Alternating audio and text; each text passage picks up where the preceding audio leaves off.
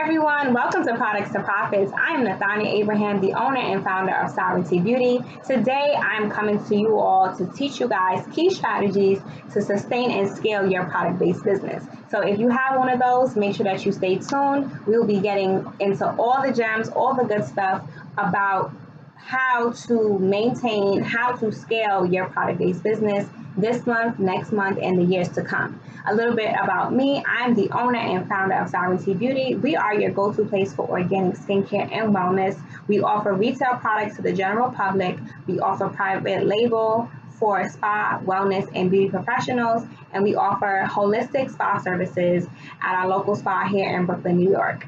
So today I'm sharing some of my brain with you, so make sure you get out your pens and notepads and stay tuned for the next slide.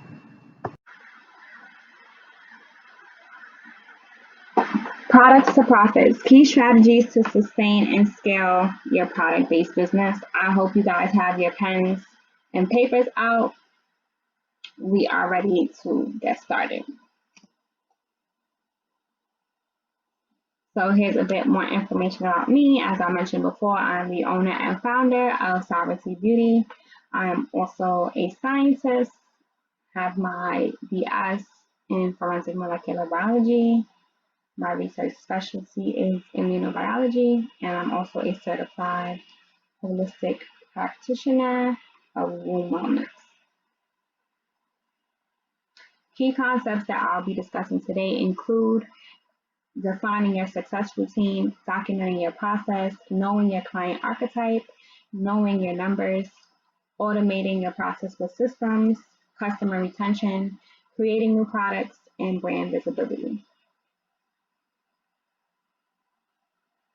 Money is an exchange of energy, anonymous. When a client or customer comes to you, they are giving you their hard-earned money in exchange for a product or service that, one, helps them prevent a problem or solves a problem, reduces or alleviates pain, causes them pleasure. One of those 4 P's are acknowledged in this exchange of energy. So for me, we do skincare. So most times our clients' problems include acne, hyperpigmentation. So the skincare products solve those problems. They reduce acne, they reduce hyperpigmentation, they result in glowing skin, they reduce toxicity because all of our formulations are non-toxic and organic. So that is what you want to do in your selling process. Solve a problem, alleviate pain, cause pleasure, or prevent a future problem. So remember, money is an exchange of energy. Ways to sustain your product-based business. First, success is in the routine. That is a huge mantra of mine. You want to find things that you have to do every day to put yourself and your business in a position to win. Yourself, your team, your brand, your business in a position to win. So this can include having your first set of steps to start you off for the day. If it includes checking your emails or sending out emails, ordering whatever materials, checking on inventory, calling your suppliers, having a team meeting. These things will set the tone for the day. One thing that I like to do in particular is before I answer any emails, before I answer any messages or direct messages on social media platforms, I like to send my request out into the world first. So if I know I wanted to do a particular brand feature, or if I wanted to collaborate with somebody, I'm sending out those emails and those text messages first before I give away any of my energy to my brand, to my business, to customer service. I make my request first, and I learned that from How Successful People Think by John C. Maxwell. I would highly recommend that book to any business owner or aspiring business owner. Next, you want to document your process. Every part of your business needs a standard operating procedure. Today, we are talking about product-based businesses. So let's assume that there is some type of fulfillment process that has to happen for the product.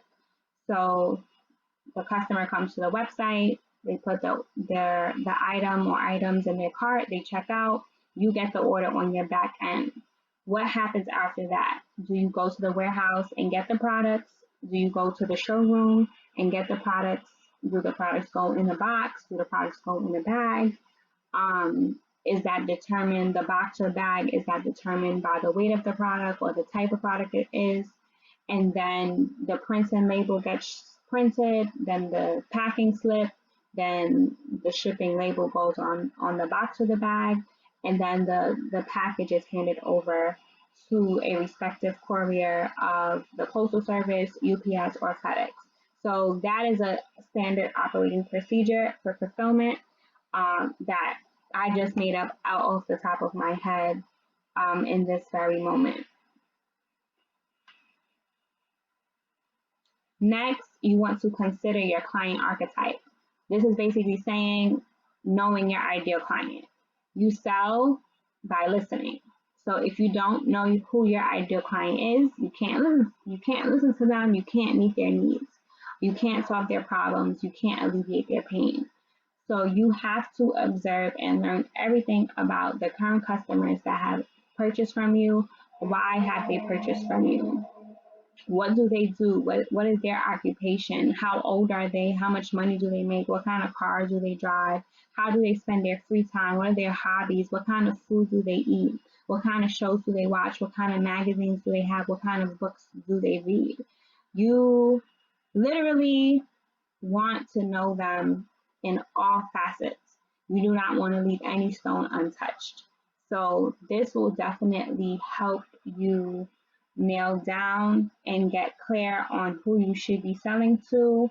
Never ever attempt to sell to everybody because you sell to nobody by trying to sell to everybody. You have to have an ideal client. You have to know your client archetype. Lastly, know your numbers. Every single dollar has to be accounted for. Know where your money is going, if it is going towards inventory, if it's going towards marketing, if it's going towards payroll, if it's going towards business development. So that's you going to conferences, you go investing in coaching. If you have a business coach, you invested in books. So I just mentioned one of the books that I would recommend to aspiring business owners or current business owners. All of that has to be accounted for. So out of those 4 tips for sustaining your business, I want to highlight one strategy in particular, and that is the last one, knowing your numbers. Accounting is going to be essential in business. Get a certified public accountant in the early stages so that you can avoid common mistakes. This includes your profit and loss sheets. This includes your taxes. And this is your standard everyday bookkeeping. Once you get the CPA in the beginning, he or she can grow with you, and you do not have to worry about being overcharged later on when you start to make your hundreds of thousands and even your millions. The 4 P's to sustaining your product-based business are 1, your process, 2, your product, 3, production, and your position. As I mentioned, you want to set up a process in which it puts yourself and your brand in a position to win every day. That's going to be your baseline. 2, you have to have an amazing product that does the 4 P's, which is what I mentioned: solving a problem, alleviating pain, causing pleasure, or a preventative measure. Those are the 4 P's that your product should target. 3, you have to be able to produce your actual product. So right now we're in the midst of COVID-19. Many of our supply chains have been disrupted, including mine. So we now have to make sure that we have a supplementary supply chain that can get us the materials that we need so that we can continue producing our products efficiently and that we can stay on top of our standard operating procedure. Like the example I gave with fulfillment, I won't be able to fulfill any products or any orders if I do not have the materials needed to make the products. And then lastly, you want to position yourself on the market in front of your ideal client so that you can easily make sales and grow your business. Ways for you to scale your business. So we spoke about sustaining. I shared with you 4 ways to sustain your business and a key strategy highlight, which was knowing your numbers. Now we're going to talk about ways to actually scale your business. You already have clients, you have customers, you have an amazing product that solves or addresses the 4 P's that I mentioned. So now we want to take it to a next level or another level and actually start to increase. So if we said, hey, we're doing 1,000 a month, now we want to do 3,000. We did 3,000, now we want to do 5,000. We did 5, now we want to do 10. We did 10, now we want to do 15. So these key strategies are ways that you can scale your business, and you can implement these right away as long as the previous 4 strategies are already set up and in play. Then you can go ahead and apply these 4. Get your notepads out and take these notes. First, you want to begin with automating your systems. As I mentioned, every part of your business should have a standard operating procedure. So we want to free up our time and our energy by automating. If you need to collect reviews after a customer receives your product or after a customer has shopped with you, then you need to have an automatic email go out to them when the package is delivered. Or if it's they purchase from your store and you want to follow up with them about their customer service experience when they went to shop in person, then you need to collect their email at checkout at the time of purchase and follow up with them later on and say, hey, how was your shopping experience today? Was our salesperson Tom kind? Was he knowledgeable about the product? Did you have any questions? And how likely are you to recommend our store or our product to friends and family? Very simple. Next, what you want to do is retain your customers. Happy customers are free brand ambassadors, aka free marketing.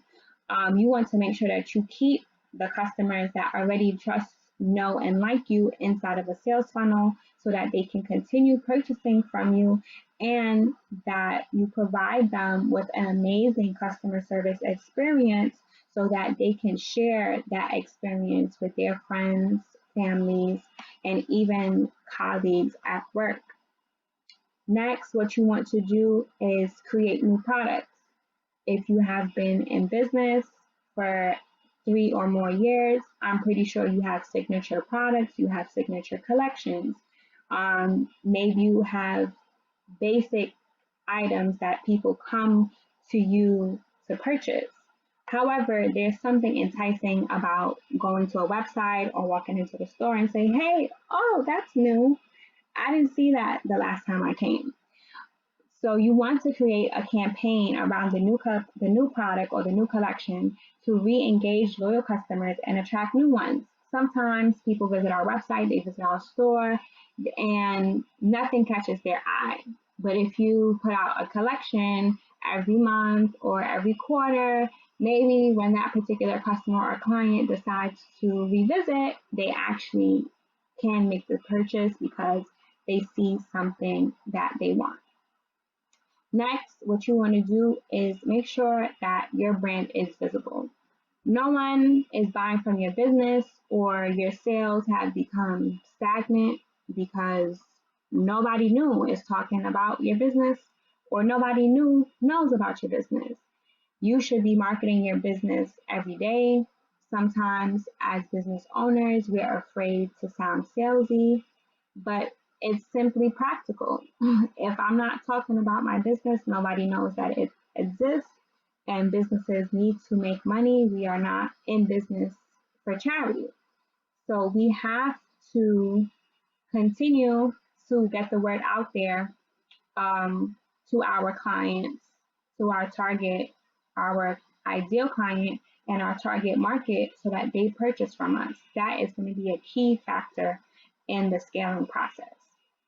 One strategy in particular that I would like to highlight, which any brand guru, any business guru will tell you about, any business coach will tell you about, is customer retention.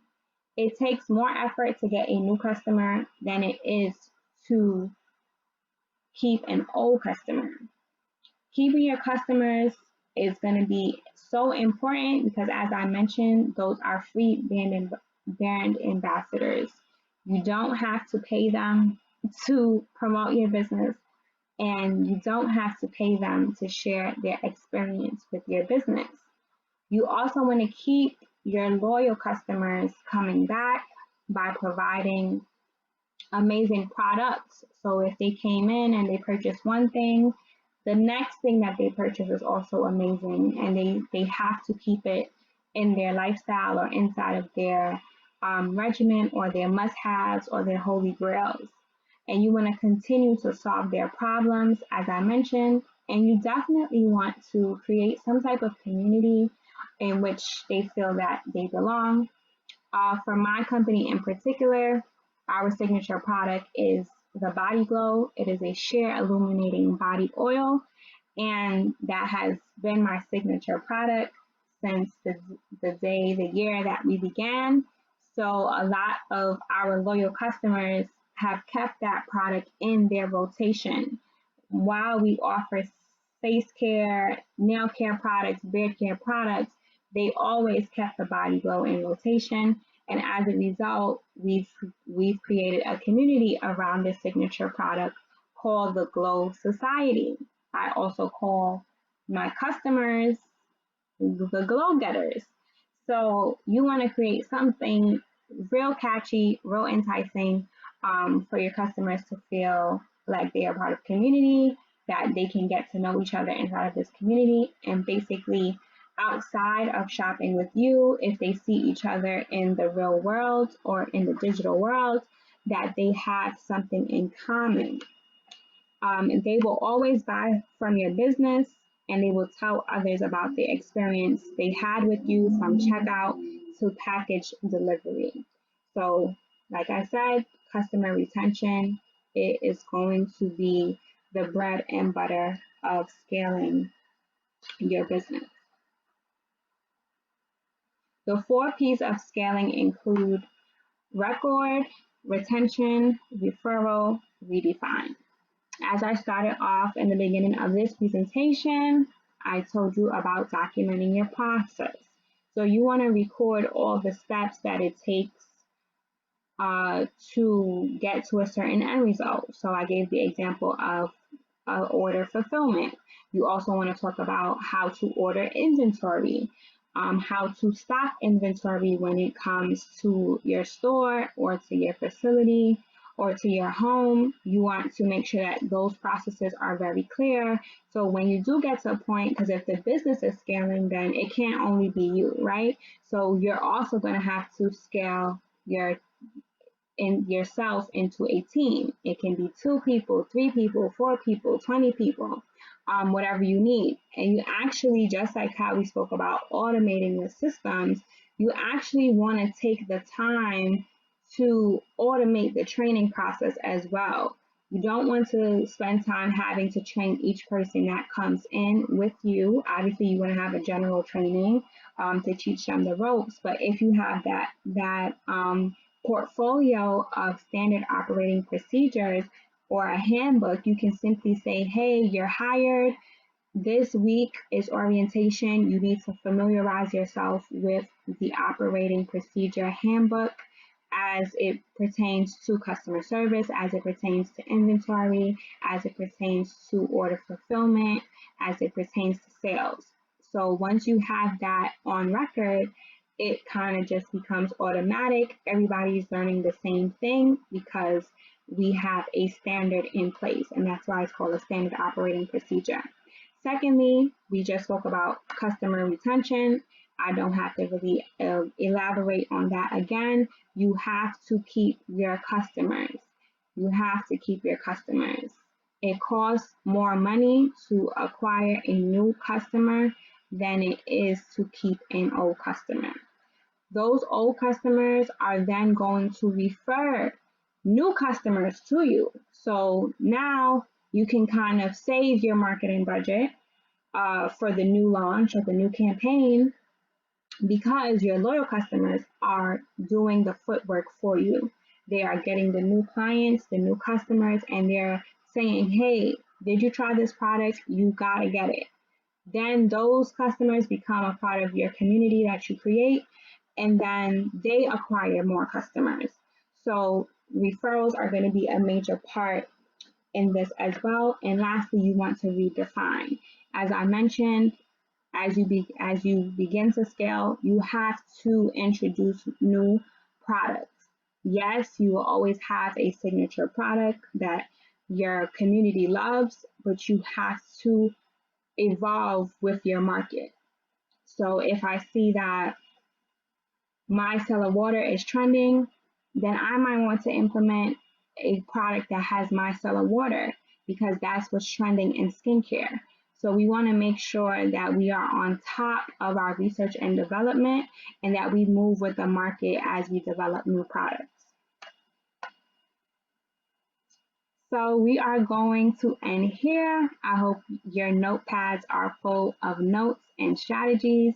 If you would like to connect with us, you can find us on Facebook and Instagram at Sovereignty Beauty. You can also find us on Twitter at Sovereignty Glow.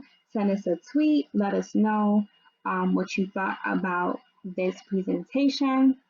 And if you would like to find out more about us, you can visit us on sovereigntybeauty.com for retail products, private label. And as I mentioned, if you are local, we do have a holistic spa in Brooklyn, New York. And lastly, if you have any questions or comments, you can send us an email at ask@sovereigntybeauty.com. And we just want to thank you one last time for tuning in. I'm Nethania Abraham, also known as the Glow Dealer here at Sovereignty Beauty. We are your go-to place for organic skincare and wellness. Thank you so much for your time. And my hope is that these strategies help you sustain and scale your business in the weeks to come, the months to come, and of course, the years to come. Talk to you guys soon. Have an amazing day. Bye.